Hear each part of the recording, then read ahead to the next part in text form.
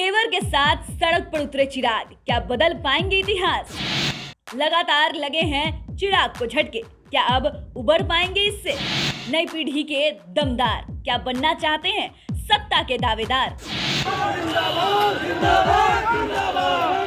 राजभवन की ओर बढ़ता हजारों कार्यकर्ताओं का हुजूम, पुलिस की अंधाधुंध लाठीचार्ज, कार्यकर्ताओं पर वाटर कैनन की बौछार और इन सब का नेतृत्व कर रहे पसीने से तरबतर दौड़ते भागते चीखते चिल्लाते चिराग पासवान।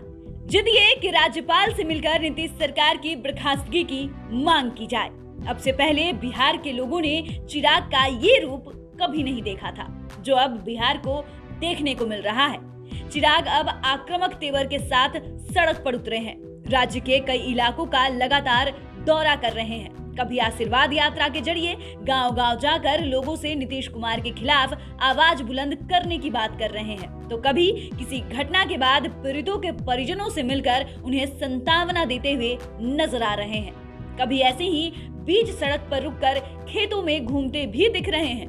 कभी स्थानीय पुलिस अधिकारी को फोन कर मामले से संबंधित जानकारी ले रहे हैं। यानी कुल मिलाकर चिराग अब पूरी तरह से नीतीश कुमार और उनकी कार्यशैली के खिलाफ एक्टिव नजर आ रहे हैं। किसी भी मौके पर वे सीएम पर निशाना साधते नहीं चुक रहे हैं। पिछले कुछ सालों की अगर बात करें तो चिराग को लगातार निजी और राजनीतिक झटके ही मिले हैं। विधानसभा चुनाव के पहले 8 अक्टूबर को पिता रामविलास पासवान का देहांत हो जाना, विधानसभा चुनाव में सिर्फ एक सीट छोड़कर सभी पर हार का मुंह देखना, चाचा पशुपति कुमार पारस का विद्रोह देखना और फिर चाचा को केंद्रीय मंत्री बनते भी देखना और फिर अलग थलग पड़ जाना और बचा खुचा कसर तो उपचुनाव में दोनों सीटों पर हार के साथ पूरा हो गया।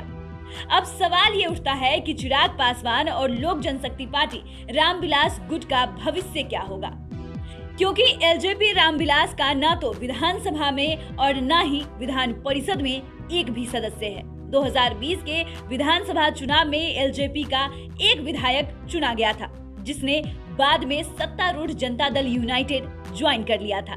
ऐसे में चिराग के सामने बड़ी मुसीबत वाली परिस्थिति है। चिराग जहां अपने मंच से सीएम नीतीश पर निशाना साधते हैं, तो वहीं इंटरव्यू में पीएम मोदी की तारीफ भी करते हैं। इसका साफ मतलब ये है कि चिराग का बीजेपी की ओर झुकाव है, लेकिन जेडीयू के खिलाफ उनका रुख आक्रामक ही है। वहीं कुछ समय पहले रामविलास पासवान की पहली बरसी के अवसर पर जब चिराग तेजस्वी से आमंत्रण देने के नाम पर मिले, तो दोनों की गर्मजोशी देखी जा सकती थी। बकायदा आरजेडी ने चिराग को आमंत्रण भी दिया था, लालू यादव ने ग्रीन सिग्नल भी दे दिया था, लेकिन ऐसा कुछ होता नहीं दिख रहा, क्योंकि चिराग की विचारधारा आरजेडी की विचारधारा से मेल नहीं खाती है। और अब तो विधान परिषद के स्थानीय निकाय की 24 सीटों पर होने वाले चुनाव में अकेले दम पर लड़ने का ऐलान भी कर दिया है।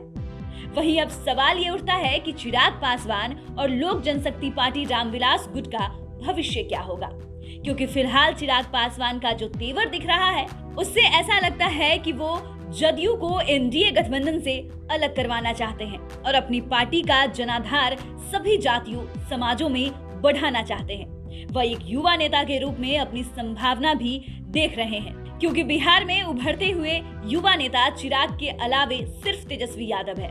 तेजस्वी लालू यादव परिवार से आते हैं तो चिराग पासवान परिवार से आते हैं, और चिराग पासवान को लगता है कि बिहार की राजनीति में नई पीढ़ी के लिए जो खाली जगह है वे उसे भर देंगे। इसका मतलब ये हुआ कि चिराग को बिहार में अपना एक राजनीतिक भविष्य साफ साफ दिख रहा है, जिसके चलते चिराग अब पूरी तरह से एक्टिव नजर आ रहे हैं। लेकिन आप इस बारे में क्या राय रखते हैं, आप हमें कमेंट कर जरूर बताइएगा। अगर आपने अभी तक हमारे चैनल को सब्सक्राइब नहीं किया है तो सब्सक्राइब कर ले। अगर आप ये वीडियो फेसबुक के माध्यम से देख रहे हैं तो पेज को लाइक करें। धन्यवाद।